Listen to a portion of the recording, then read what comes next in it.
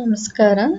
ನಾವು ಮಧ್ಯಯುಗೀನ ಭಾರತದ ಇತಿಹಾಸದಲ್ಲಿ ಆ, ಇನ್ನೇನು ಅಂತ್ಯವಾಗುವಂತಹ ಸಂದರ್ಭಕ್ಕೆ ಒಬ್ಬ ಮಹಾನ್ ದೊರೆ, ಇವನನ್ನ ಮಹಾನ್ ದೊರೆ ಅನ್ಬೇಕು ಅಥವಾ ಇವನ್ ಮಹಾನ್ ದುರಹಂಕಾರಿ ಅನ್ಬೇಕು ಗೊತ್ತಿಲ್ಲ.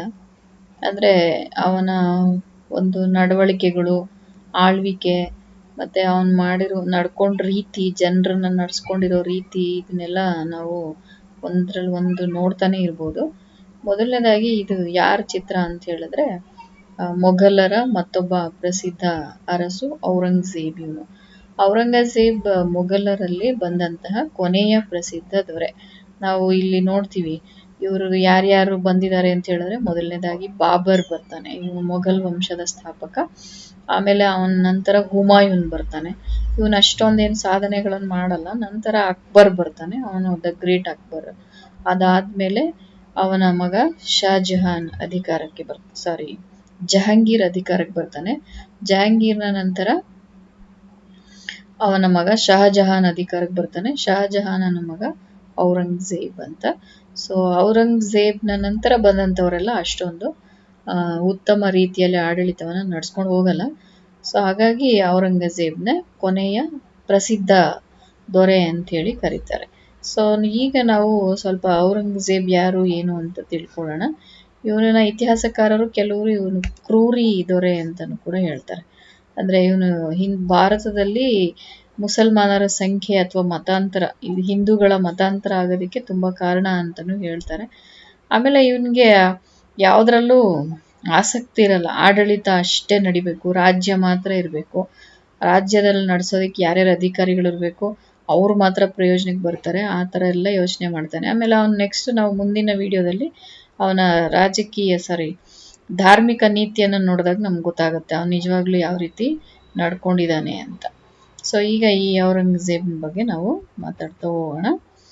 ಅರ್ಲಿ ಲೈಫ್, ಅವನ ಬಾಲ್ಯ ಜೀವನ ಹೇಗಿತ್ತು ಅಂಥೇಳಿ.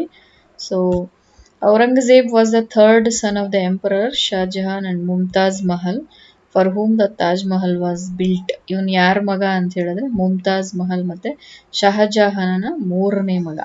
ಅಂದ್ರೆ ನಿಮ್ಗೆಲ್ರಿಗೂ ಒಂದು ಅನುಮಾನ ಬರ್ಬೋದು, ಇವನ್ ಮೂರನೇ ಮಗ ಆಗಿದ್ರೆ ಹೇಗೆ ಇವನು ಅಧಿಕಾರಕ್ಕೆ ಬಂದ ಅಂತ. ನಾವು ಯೋಚನೆ ಮಾಡ್ತಾ ಇರಿ, ಆಮೇಲೆ ನಾನು ಹೇಳ್ಕೊಂಡು ಹೋಗ್ತೀನಿ.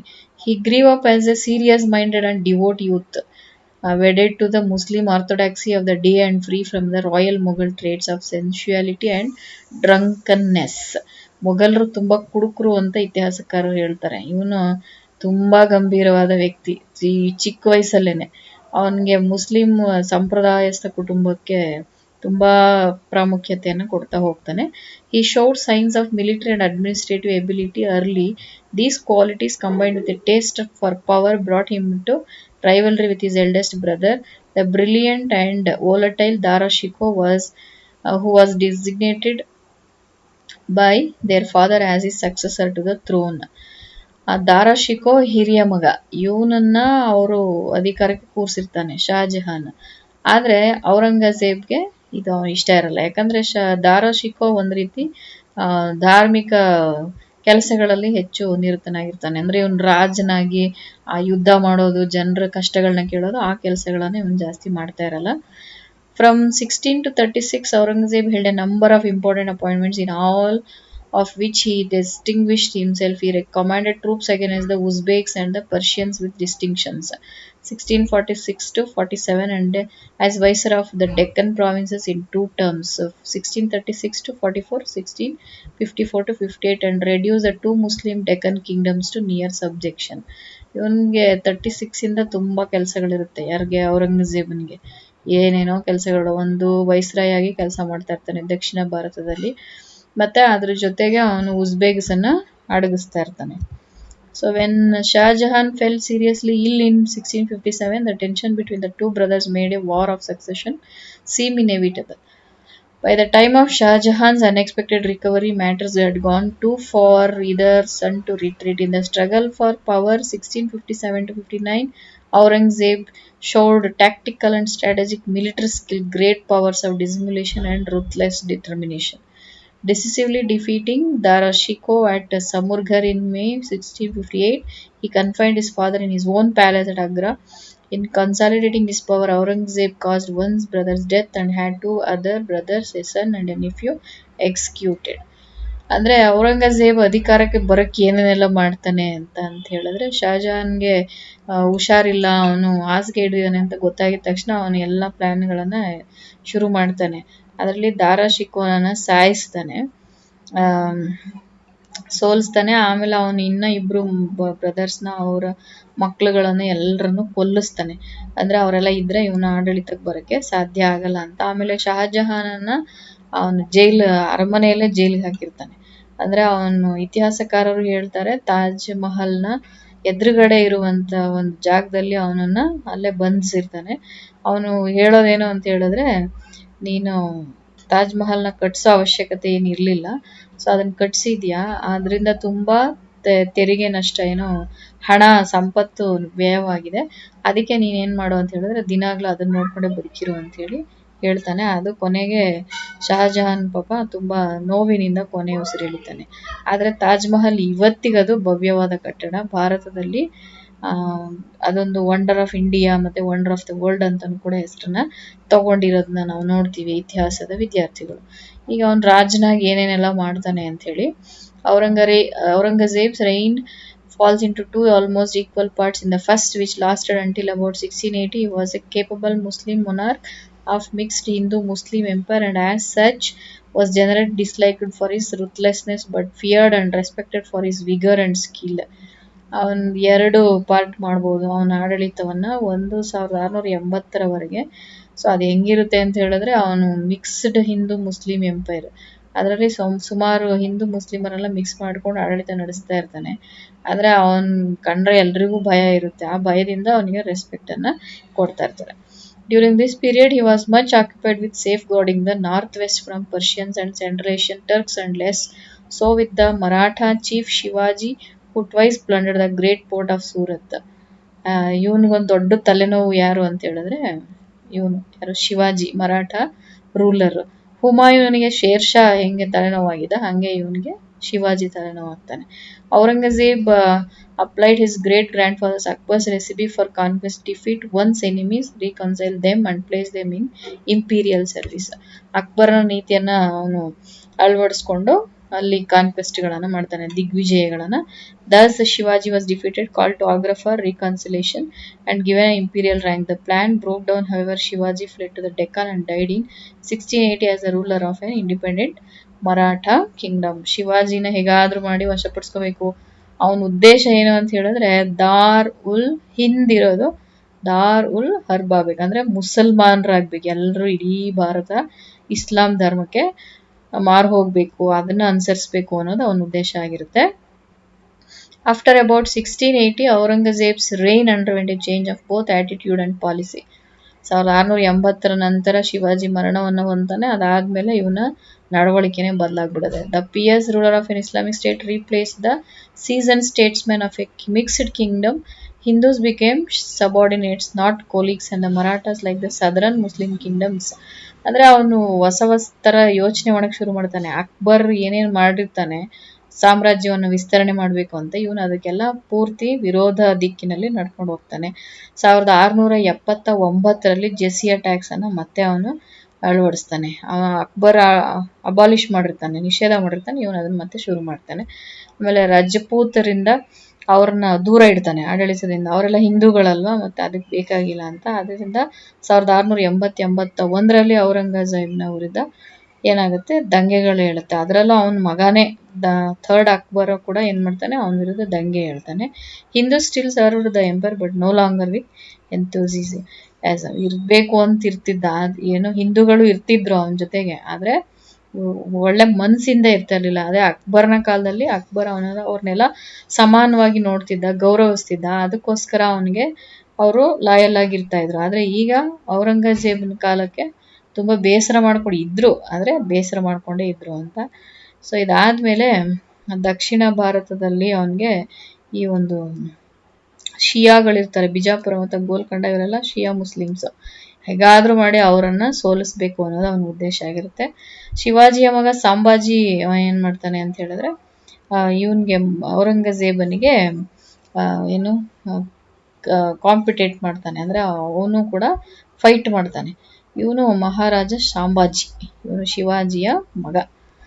The Marathas, however, then adopted guerrilla war tactics, spreading all over southern India amid a sympathetic population.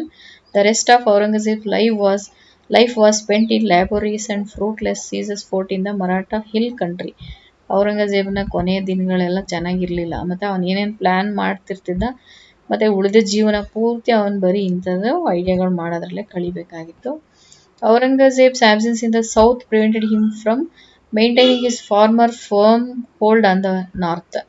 The administration weakened and the process was hastened by pressure on the land by Mughal grantees who were paid by assignments on the land revenue. Agrarian discontent often took the form of religious movements, as in the case of the Satnami and Sikhs in the Punjab. ಅಂದ್ರೆ ಔರಂಗಜೇಬ್ನ ಒಂದು ನೀತಿ ನಡವಳಿಕೆಯಿಂದ ಎಲ್ಲರನ್ನೂ ಏನ್ ಮಾಡಕ್ ಶುರು ಮಾಡಿದ್ರು, ಇವನ್ ವಿರೋಧಿಸಕ್ಕೆ ಶುರು ಮಾಡ್ತಾರೆ. 1675ರಲ್ಲಿ ಔರಂಗಜೇಬ್ ಏನ್ ಮಾಡ್ತಾನೆ, ಸಿಖ್ನ ಗುರು ತೇಜ್ ಬಹದ್ದೂರ್ ಅವನನ್ನ ಅರೆಸ್ಟ್ ಮಾಡಿ ಎಕ್ಸಿಕ್ಯೂಟ್ ಮಾಡ್ತಾನೆ. So who had refuse to embrace Islam ಧರ್ಮನ ತಗೋಬೇಕು ಅನ್ನೋದು, ಅಂದ್ರೆ ಎಲ್ರು ಮತಾಂತರ ಆಗ್ಬಿಡಿ, ಇಲ್ಲಿ ಏನು ಹಿಂದೂ ಧರ್ಮ ಅನ್ನೋದು ಸಿಖ್ ಧರ್ಮ ಅನ್ನೋದು ಇರಬಾರ್ದು ಅಂತ. Guru Gobind Singh was in open rebellion for the rest of Aurangzeb. ಅವರ ಮತ್ತೊಬ್ಬ ಧಾರ್ಮಿಕ ಗುರು ಗೋವಿಂದ್ ಸಿಂಗ್ ಅನ್ನೋರು ಅವನನ್ನ ವಿರೋಧಿಸ್ತಾ ಬರ್ತಾರೆ. Other agrarian revolts such as those of the Jats were also largely secular. ಎಲ್ರಿಗೂ ಅವ್ರವ್ರ ಧರ್ಮ ಶ್ರೇಷ್ಠ, ಅವ್ರವ್ರ ಧರ್ಮ ಅವ್ರಿಗೆ ಹೆಚ್ಚು ಅನ್ನೋದೇ ಇರುತ್ತೆ. ಆದ್ರೆ ಔರಂಗಜೇಬ್ ಒಬ್ಬ ರಾಜನಾಗಿ ಒಂದು ಜವಾಬ್ದಾರಿಯಿಂದ ನಡ್ಕೋಬೇಕಾಗಿತ್ತು, ಆದ್ರೆ ಅವನ ಅದನ್ನ ಮಾಡಲ್ಲ. ಅವನೇನ್ ಮಾಡ್ತಾನೆ ಅಂತ ಹೇಳಿದ್ರೆ ಎಲ್ರಿಗೂ ಕತ್ತಿಯನ್ನ ಕತ್ತ ಮೇಲಿಟ್ಟು ಧರ್ಮಕ್ಕೆ ಮತಾಂತರ ಹೊಂದುತ್ತೀರಾ ಇಸ್ಲಾಂ ಧರ್ಮಕ್ಕೆ, ಇಲ್ಲ ಅಂತ ಹೇಳಿದ್ರೆ ಕತ್ತರಿಸ್ತೀನಿ ಅನ್ನುವಂತಹ ಮಟ್ಟದಲ್ಲಿ ಔರಂಗಜೇಬ್ ತುಂಬಾ ರೂಢಾಗಿ ಜನಗಳ ಹತ್ರ ನಡ್ಕೊಂಡಿದ್ದಾನೆ. ಸೊ ಅದರಿಂದ ಜನರಿಗೆ ಯಾರಿಗೂ ಅಷ್ಟೊಂದು ಇಷ್ಟ ಆಗ್ಲಿಲ್ಲ ಅನ್ನೋದು ನಮ್ಗೆ ಗೊತ್ತಾಗ್ತಾ ಬರುತ್ತೆ. The Maratha campaign continually drained the imperial resources. The military of the Sikhs and the Jats boded ill for the empire in the north. The new Islamic policy alienated Hindu sentiment and undermined Rajput support. The financial pressure on the land strained the whole administrative framework. When Aurangzeb died after a reign of nearly 49 years, he left an empire not yet moribund, but confronted with a number of menacing problems. The failure of the Mughals to cope with them after the reign of his son Bahadur Shah first led to the collapse of the empire in the mid-18th century. ಆದರೆ ಎಲ್ಲರನ್ನ ವಿಶ್ವಾಸಕ್ಕೆ ಅಂತ ತಗೊಳ್ಳಿಲ್ಲ ಅಂದಾಗ ಹೇಗೆ ಅವರು ಆಡಳಿತ ನಡೆಸಕ್ ಸಾಧ್ಯ ಆಗುತ್ತೆ? ಅದು ಅಷ್ಟು ದೊಡ್ಡದು. ಆಮೇಲೆ ಅವನು 49 ವರ್ಷಗಳು ಆಳ್ವಿಕೆ ನಡೆಸಿರ್ತಾನೆ. ಅಷ್ಟೆಲ್ಲ ನಡೆಸಿದ್ರು ಕೂಡ ಅವನು ಏನು ಮುಂದೆ ಸಮಸ್ಯೆಗಳೇನು ಇಲ್ಲದೆ ಇರೋ ತರ ಸಾಮ್ರಾಜ್ಯವನ್ನ ಇಟ್ಟಿರೋದಿಲ್ಲ. ಈಗ ಅವನ ದಕ್ಷಿಣ ನೀತಿ ಏನು, ದಖನ್ ನೀತಿ ಏನು ಔರಂಗಜೇಬಂದು ಅಂತ ನೋಡ್ಬೇಕು. ಅವನ ಮುಖ್ಯ ಉದ್ದೇಶ ಏನು ಅಂತ ಹೇಳಿದ್ರೆ ದಕ್ಷಿಣದಲ್ಲಿರುವ ಎಲ್ಲಾ ವಂಶಗಳನ್ನ ಅಥವಾ ಜನರನ್ನ ಇಸ್ಲಾಂಮಯ ಮಾಡಬೇಕು, ಮತ್ತೆ ಎಲ್ಲವನ್ನ ತನ್ನ ಕಂಟ್ರೋಲ್ ತಗೋಬೇಕು ಅಂತ.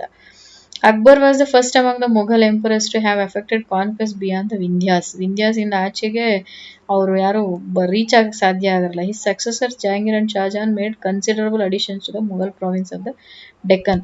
ದಕ್ಷಿಣ ಭಾರತದಲ್ಲಿ ಸಾಧ್ಯವಾದಷ್ಟು ಅವರು ಶಾಜಹಾನ್ ಮತ್ತೆ ಜಹಾಂಗೀರ್ ಎಲ್ಲರೂ ಪ್ರಯತ್ನ ಮಾಡಿ ಸೇರಿಸ್ಕೊಂಡಿರ್ತಾರೆ. ಔರಂಗಜೇಬನ್ಗೆ ಏನು ಅಂತ ಹೇಳಿದ್ರೆ ಇಡೀ ದಕ್ಷಿಣ ಭಾರತ ಇವನ್ ಕೈಗೆ ಬಂದ್ಬಿಡ್ಬೇಕು ಅನ್ನೋ ತರ ಇರುತ್ತೆ. The Deccan policy of Aurangzeb was very aggressive. Aurangzeb's accession in 1658 gave him an opportunity to fulfill his aggressive designs with regard to Deccan. ಅವನು ದಕ್ಷಿಣ ಭಾರತದಲ್ಲಿ ರಾಜ್ಯಪಾಲ ಆಗಿ ಕೆಲಸ ಮಾಡಿರ್ತಾನಲ್ಲ, ಅವಾಗ್ಲೇ ಅನ್ಕೊಂಡಿರ್ತಾನೆ ಹೇಗಾದ್ರೂ ಮಾಡಿ ಇಡೀ ದಕ್ಷಿಣ ಭಾರತವನ್ನ ನಾವು ವಶಪಡಿಸ್ಕೋಬೇಕು ಅಂತ. So the 3 powers in the Deccan with which he had to deal were the Marathas and the 2 Shia states of Bijapur and Golconda. ಒಂದು ಮರಾಠರನ್ನ ಸೋಲ್ಸ್ಬೇಕು, ಇನ್ನೊಂದು ಶಿಯಾ ಧರ್ಮವನ್ನು ಅನುಸರಿಸ್ತಾ ಇರೋ ಬಿಜಾಪುರ ಗೋಲ್ಕೊಂಡ ಮತ್ತೆ ಬಿಜಾಪುರ ಎರಡೂನು ಕೂಡ ಮುಸಲ್ಮಾನ್ರೆ. ಆದ್ರೆ ಅದರಲ್ಲಿ ಶಿಯಾ ಮುಸಲ್ಮಾನ್ರು ಇವನು ಸುನ್ನಿ ಮುಸ್ಲಿಂ.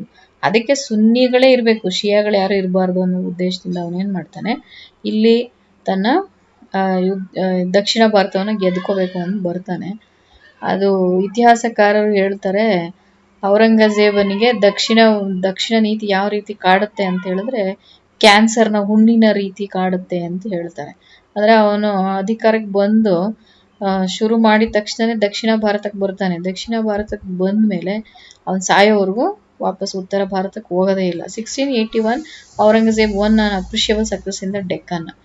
81ವರೆಗೂ ಗೆಲ್ತಾ ಇರ್ತಾನೆ. ಆಮೇಲೆ ಅವನ ಫಾರ್ಚೂನ್ ಬೇರೆ ತರ ಬದಲಾಗುತ್ತೆ. This was because of prince Shah Alam, the governor of the Deccan for 11 years, was lacking in vigor and enterprise. Besides, the emperor was prevented from giving the wholehearted attention to affairs in the Deccan because of his preoccupations with his wars with the northwestern frontier tribes on one hand and the Rajputs on the other.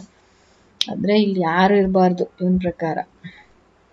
1680ರಲ್ಲಿ Shivaji ಮರಣವನ್ನು ಹೊಂದ್ತಾನೆ. ಅವಾಗ ಇವ್ನು ತುಂಬಾ ಖುಷಿ ಆಗುತ್ತೆ. ಯಾಕೆ ಅಂತ ಹೇಳಿದ್ರೆ ಅವರ ಶಿವಾಜಿ ಇವನ್ ಕೈಗೆ ಸಿಗ್ತಾನೆ ಇರಲ್ಲ. ಅವನನ್ನ ಪರ್ವತದ ಇಲಿ ಅಂತಾರೆ. ಎಲ್ಲಾ ಕಡೆ ತಪ್ಸ್ಕೊಂಡು ಹೋಗಿ ಹೆಂಗೋ ಗೆದ್ಕೋತಾ ಇರ್ತಾನೆ. ಆದ್ರೆ ಅವನು ಗೆದ್ದಿದ್ದಾನೆ ಅನ್ನೋ ತರನೂ ಇರಲ್ಲ, ಸೋತಿದ್ದಾನೆ ಅನ್ನೋ ತರನೂ ಇರಲ್ಲ. ಗೆದ್ದಿದ್ದಾನೆ ಅಂತ ಹೇಳಿದ್ರೆ ಔರಂಗಜೇಬ್ನನ್ನ ನೇರವಾಗಿ ಎದುರಿಸಿ ಯುದ್ಧ ಮಾಡ್ಬೇಕಾಗಿತ್ತು. ಸೋತಿದ್ದಾನೆ ಅಂತ ಹೇಳಿದ್ರೆ ಅವನು ಶರಣಾಗಿ ಅವ್ರಿಗೆ ಕಪ್ಪ ಕಾಣಿಕೆಗಳನ್ನು ಕೊಡ್ಬೇಕಿತ್ತು. ಎರಡೂ ತರ ಇರ್ತಿರ್ಲಿಲ್ಲ. ನಾವು ಶಿವಾಜಿ ಬಗ್ಗೆ ಮಾತಾಡುವಾಗ ಅದನ್ನ ನೋಡ್ಬೋದು ಏನು ಅಂತ. The situation, however, was complicated because of Prince Akbar, who had fled to the court of Shambhuji, Shivaji's son and successor. Shivaji ಸತ್ ಹೋದ. ಅವನ ನಂತರ ನಮ್ಗೇನ್ ಸಮಸ್ಯೆ ಇರಲ್ಲ ಅಂತ ಹೇಳಿದ್ರೆ ಅವನ ಮಗ ಅಕ್ಬರ್ ಏನ್ ಮಾಡ್ತಾನೆ, ಸಾಂಬಾಜಿಯ ಆಸ್ಥಾನಕ್ಕೆ ಬಂದು ಸೇರ್ಕೊಂಡ್ಬಿಡ್ತಾನೆ. The emperor personally came over to the Deccan. ಅವಾಗ ಬರ್ತಾನೆ ತಂದೆಯಾಗಿ ಅಲ್ಲಿಗೆ ಬಂದು ಅಕ್ಬರ್ಗೆ ಬುದ್ಧಿ ಹೇಳಕ್ಕೆ ಟ್ರೈ ಮಾಡ್ತಾನೆ. His objects for twofold, this to crush Sambhaji and to overpower the rebel prince. Akbar, however, took to flight and Aurangzeb thought it prudent to suspend vigorous action against the Marathas till he had overthrown the kingdom of Golconda and Bijapur. Bijapur, Golconda, ಮರಾಠರು ಎಲ್ಲರನ್ನ ಗೆದ್ದುಕೋಬೇಕಂದ್ರೆ ಅವನ ಮಗ ಆ ಮರಾಠರ ಒಂದು ಇದ್ರಲ್ಲಿ ಬಂದು ಕೂತ್ಕೊಂಡ್ಬಿಟ್ಟಿದ್ದಾನೆ, ಅದರಲ್ಲಿ ಆಶ್ರಯದಲ್ಲಿ.